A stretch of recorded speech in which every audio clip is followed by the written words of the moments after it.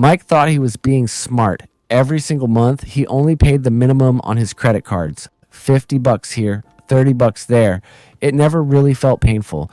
But then one night after another exhausting 9 to 5 shift, he ordered takeout, opened his banking app, and completely froze. His credit card debt had passed $9,000. And the scariest part, he'd already been making payments for almost 3 years. Sound familiar? Because most people think minimum payments mean they're getting out of debt, when in reality, they're sinking even deeper into it. And if you've ever looked at your bill and thought, hey, at least I paid something, then this story is for you. At first, Mike only used his card for small emergencies, gas, groceries, a few things from Amazon.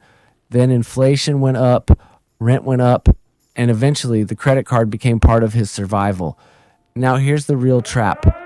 When you only make the minimum payment, most of your money goes toward interest, not the actual debt.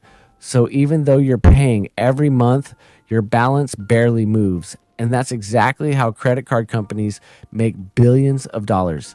Now think about your own life for a second. What was the last thing you bought with your card? If you had to pay cash for it today, would you still buy it? Because that one question tells you everything.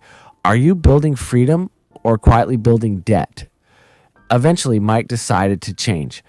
After realizing he had already paid over $4,000 in interest alone. So he started doing 3 things. First, he completely stopped using his cards for 1 full month. Not use them less, completely stopped.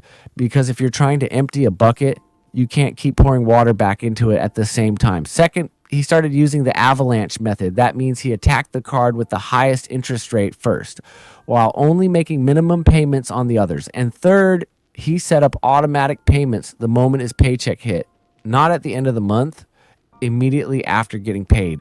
Because when money sits in your account too long, life usually finds a way to spend it.